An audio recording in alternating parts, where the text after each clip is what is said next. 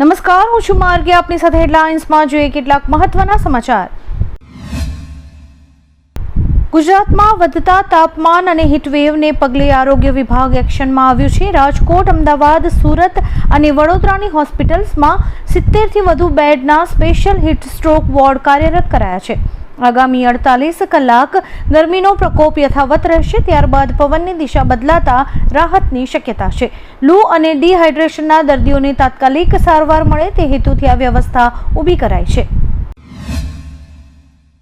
અમેરિકાના રાષ્ટ્રપતિ ટ્રમ્પે ઈરાનને પરમાણુ હથિયાર બનાવતા રોકવા માટે આક્રમક વલણ અખ્તિયાર કર્યું છે. તેમણે ઈરાન સરકાર પર 42,000 નિર્દોષોની હત્યાનો આરોપ લગાવી તેને આતંકવાદી જૂથ ગણાવ્યું છે. ટ્રમ્પના મતે ઈરાનની અર્થવ્યવસ્થા બરબાદ થઈ ચૂકી છે અને અમેરિકા ફરી એક શક્તિશાળી હુમલો કરી શકે છે. આ નિવેદનથી પશ્ચિમ એશિયામાં ભારે તણાવ ફેલાયો છે અને યુદ્ધની ભીતિ વધી ગઈ છે.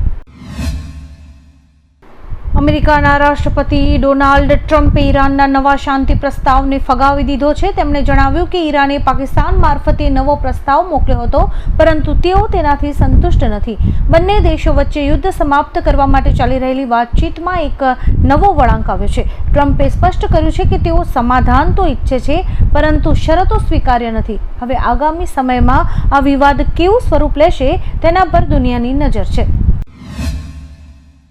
બંગાળમાં ઈવીએમ સ્ટ્રોંગ રૂમને લઈને હવે ચૂંટણી પંચે એક્શન લીધું છે. બીજેપી નેતાએ કહ્યું કે સ્ટ્રોંગ રૂમને 10 વખત ખોલવામાં આવ્યો છે, જેની ફરિયાદ પણ નોંધાઈ છે. ત્યારબાદ ચૂંટણી પંચે એક્શન લેતા 6 અધિકારીઓને સસ્પેન્ડ કરી દીધા છે. બીજેપી નેતાઓ સ્ટ્રોંગ રૂમને વારંવાર ખોલવા બદલ ફરિયાદ નોંધાવી હતી, જે બાદ ચૂંટણી પંચે આગળ વધુ કાર્યવાહી હાથ ધરી છે. અમેરિકાના રાષ્ટ્રપતિ ડોનાલ્ડ ટ્રમ્પે જર્મનીથી 5,000 સૈનિકો પાછા ખેંચવાનો આદેશ આપી નાટો સાથીઓ વચ્ચે તિરાડ ઊભી કરી દીધી છે. જર્મન ચાન્સેલર ફ્રેડરિક મેર્ઝ સાથેના વિવાદ બાદ આ કડક નિર્ણય લેવાયો છે. ટ્રમ્પે જર્મનીની ઉર્જા અને ઘૂસણખોરીની સમસ્યાઓ પર આકરી ટીકા કરી છે. હોર્મુઝ સ્ટ્રેટ બંધ થવાથી સર્જાયેલા વૈશ્વિક ઓઇલ સંકટ અને યુક્રેન યુદ્ધના મુદ્દે બંને દેશો વચ્ચેના સંબંધો વણસ્યા છે. આ વ્યૂહાત્મક ફેરફારથી વૈશ્વિક સમીકરણો પણ બદલાશે. ચૂંટણીના પરિણામ પહેલા તૃણમૂલ કોંગ્રેસને સુપ્રીમ કોર્ટમાં નિષ્ફળતા મળી છે. મતોની ગણતરીમાં કેન્દ્રીય કર્મચારીઓની નિમણૂક સામેની ટીએમસીની અરજી કોર્ટે ફગાવી દીધી છે. જસ્ટિસ નરસિંહાની બેન્ચે સ્પષ્ટ કર્યું છે કે ચૂંટણી પંચનો 13 એપ્રિલ 2026નો પરિપત્ર યથાવત રહેશે. હાઈકોર્ટના નિર્ણયને પડકારતી આ અરજીમાં કેન્દ્રીય અને પીએસયુ કર્મચારીઓને કાઉન્ટિંગ સુપરવાઇઝર બનાવવા સામે વાંધો લેવાયો હતો. કચ્છના ભુજ તાલુકાના લોડાઈ ગામમાંથી રાષ્ટ્ર વિરોધી પ્રવૃત્તિ કરનાર એક શખ્સની એસઓજીએ ધરપકડ કરી છે. આરોપી ફકીર મામદ ગગડા છેલ્લા 4 વર્ષથી સોશિયલ મીડિયા પર આઈએસઆઈએસની વિચારધારા અને ઉશ્કેરણીજનક પોસ્ટ શેર કરતો હતો. દેશની એકતા જોખમાય તેવું કન્ટેન્ટ ફેલાવવા બદલ તેની સામે પદ્ધર પોલીસ સ્ટેશનમાં ગુનો નોંધાયો છે. અત્યારે પોલીસ અન્ય કોઈ નેટવર્ક સાથેના જોડાણની પણ ઊંડી તપાસ કરી રહી છે. ઈરાનના જંજાન પ્રાંતમાં થયેલા એક ભયાનક વિસ્ફોટમાં આઈઆરજીસીના 14 જવાનોના કરુણ મોત નીપજ્યા છે, જ્યારે કે 2 લોકો ગંભીર રીતે ઘાયલ થયા છે. જમીનમાં રટાયેલા જૂના બોમ્બ અને ગોળાઓ હટાવવાની કામગીરી દરમિયાન આ અકસ્માત સર્જાયો હતો. 1200 હેક્ટર ખેતીલાયક જમીન પર વિસ્ફોટકો પથરાયેલા છે. આ જોખમી બોમ્બને નિષ્ક્રિય કરવાના પ્રયાસો વખતે જ વિસ્ફોટ થતાં સેનાના જવાનોએ પોતાનો જીવ ગુમાવ્યો હતો. ઈરાને દક્ષિણી કિનારા પર તેની પકડ મજબૂત કરવા માટે નવા નિયમોની ઘોષણા કરી છે. આઈઆરજીસીએ કહ્યું કે તેઓ હોર્મુઝ અને અરબ ખાડીના સમુદ્ર માર્ગો પર કંટ્રોલ મજબૂત કરી રહ્યા છે. 2000 કિલોમીટરના સમુદ્ર કિનારા પર ઈરાનનું નિયંત્રણ રહેશે. આ નિર્ણય હોર્મુઝમાં અમેરિકી નાકાબંધી બાદ જવાબી કાર્યવાહી તરીકે લેવાયો છે. વધુમાં મોજતબા ખામેનીએ તાજેતરમાં જ ઘોષણા કરી હતી કે આ વિસ્તારોમાં વિદેશી તાકાતો માટે કોઈ જ જગ્યા નથી. મહારાષ્ટ્રના પુણેમાં પિકનિક દરમિયાન સેલ્ફી લેવાની ઘેલછા કરુણાંતિકામાં પરિણમી છે. જાદવવાડી ડેમ પર સેલ્ફી લેતી વખતે એક મિત્રનો પગ લપસતા 4 યુવાનો પાણીમાં ખેંચાયા હતા. એકને તો બચાવી લેવાયો છે, પરંતુ અજય, સંતોષ અને અનિકેત નામના 3 યુવાનો ડૂબી જવાથી તેઓ મોતને ભેટ્યા છે. એનડીઆરએફ અને સ્થાનિક ટીમ્સે ભારે જહેમત બાદ મૃતદેહો બહાર કાઢ્યા હતા. આ ઘટનાથી ભોસારી વિસ્તારમાં શોકનો માહોલ છે. IPL 2026માં 15 વર્ષીય વૈભવ સૂર્યવંશીને આઉટ કર્યા બાદ આક્રમક સેલિબ્રેશન કરવું કાઇલ જેમિસનને ભારે પડ્યું છે. BCCIએ આચારસંહિતાના ભંગ બદલ જેમિસનને સત્તાવાર ચેતવણી આપી એક ડીમેરિટ પોઈન્ટ આપ્યો છે. 15 વર્ષના બાળક સામે આવું વર્તન કરવા બદલ સોશિયલ મીડિયા પર ફેન્સ પણ ન્યૂઝીલેન્ડના બોલરની ટીકા કરી રહ્યા છે. જેમિસને પોતાની ભૂલ સ્વીકારી લેતા હાલ પૂરતું દંડમાંથી મુક્તિ મળી છે. હવામાન નિષ્ણાત અંબાલાલ પટેલે કાળઝાળ ગરમીમાં ઠંડક આપે તેવી આગાહી કરી છે. આગામી 5 થી 8 મે દરમિયાન રાજ્યના વિવિધ ભાગોમાં વાતાવરણમાં અચાનક પલટો આવશે. આ સમયગાળા દરમિયાન પવનની ગતિ 40 થી 60 કિલોમીટર પ્રતિ કલાક રહેવાની શક્યતા છે, જે ધૂળના વાવાઝોડા અને કરા સાથે વરસાદ લાવી શકે છે.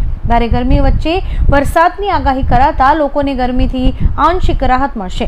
જોકે માવઠાની આગાહી કરતા ખેડૂતોના માટે ચિંતાના વંટોળ ફરી વળ્યા છે. RSS અને નરેન્દ્ર મોદીના પાઠને મહારાજા સયાજીરાવ ગાયકવાડ યુનિવર્સિટીએ મંજૂરી આપી છે, જેમાં RSS અને PM મોદીના વ્યક્તિત્વ અને નેતૃત્વ અંગે પાઠ ભણાવવામાં આવશે. યુનિવર્સિટીની બોર્ડ ઓફ સ્ટડીઝ દ્વારા કુલ 4 નવા કોર્સની મંજૂરી અપાઈ છે. આર્ટ્સ ફેકલ્ટીના સોશિયોલોજી વિભાગ હેઠળ શરૂ થનારા આ કોર્સમાં સોશિયોલોજી ઓફ પેટ્રિયોટિઝમ વિષય અંતર્ગત RSSને જાણો વિષય સમાવાયો છે.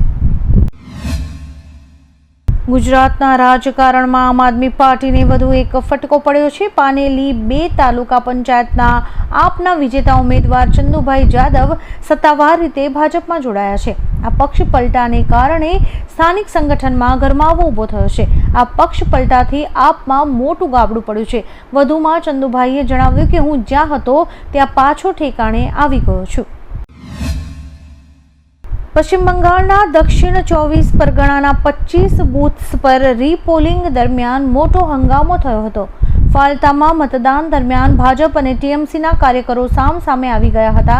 જોકે પરિસ્થિતિ પર કાબૂ મેળવવાના ભરપૂર પ્રયાસો કરાયા હતા. આપને જણાવી દઈએ કે બંગાળ વિધાનસભાની 294 બેઠકો માટે મતદાન પ્રક્રિયા 2 તબક્કામાં પૂર્ણ થઈ છે. વડોદરાના પ્રથમપુરા ગામમાં ગેસ સિલિન્ડર લીકેજ થતાં જ ભયાનક આગ લાગી હતી. આગમાં કુલ 2 લોકો દાઝ્યા છે. આ દુર્ઘટનામાં આખું ઘર બળીને રાખ થઈ ગયું છે. પ્રથમપુરા વણકરવાસમાં આવેલા એક મકાનમાં ભયાનક આગ લાગી હતી. દાઝેલા 2 લોકોને સારવાર અર્થે હોસ્પિટલમાં ખસેડાયા હતા. મકાનમાં પડેલો તમામ ઘરવખરીનો સામાન બળીને ખાખ થઈ ગયો છે. છત્તીસગઢના કાંકેરમાં એક મોટી દુર્ઘટના બની છે. IED વિસ્ફોટમાં ડિસ્ટ્રિક્ટ રિઝર્વ ગાર્ડના 3 જવાનો શહીદ થયા છે, જ્યારે કે 1 ઘાયલ થયા છે. છોટે બેઠિયા પોલીસ સ્ટેશન વિસ્તારમાં સરહદ નજીક લેન્ડમાઇન ડિફ્યુઝ અને પેટ્રોલિંગ કામગીરી હાથ ધરવા માટે સુરક્ષા દળોને તૈનાત કરાયા હતા, જ્યાં માઇન ડિફ્યુઝ કામગીરી દરમિયાન વિસ્ફોટ થયો હતો, જેમાં 3 સૈનિકો શહીદ થયા હતા. USA ભારતને અંદાજે 120 કરોડ રૂપિયાથી પણ વધુની કિંમતની 657 જેટલી દુર્લભ અને પ્રાચીન મૂર્તિઓ પરત કરી છે. આ અમૂલ્ય વારસો ભારતમાંથી ચોરી કરીને અમેરિકા લઈ જવામાં આવ્યો હતો. આ ઐતિહાસિક વારસો ભારતને 3 અલગ અલગ તબક્કામાં પરત કરાયો હતો, જેમાં અવલોકતેશ્વરની કાંસ્ય પ્રતિમા, બુદ્ધની પ્રતિમા અને નૃત્ય કરતા ગણેશની મૂર્તિને અત્યંત કિંમતી અને ઐતિહાસિક મૂર્તિઓ મનાઈ રહી છે.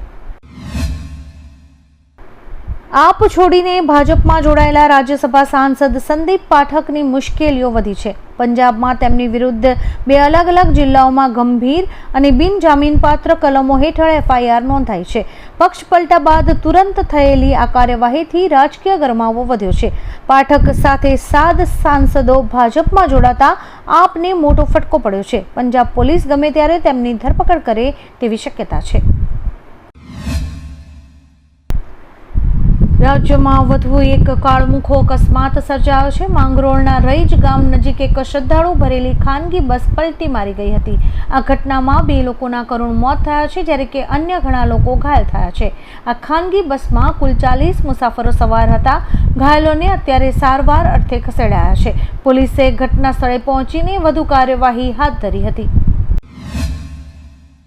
એલપીજી કનેક્શનને લઈને સરકારનો નવો નિયમ 1 મેથી લાગુ થઈ ગયો છે. તમારે સિલિન્ડર માટે KYC વેરિફિકેશન કરવું ફરજિયાત છે.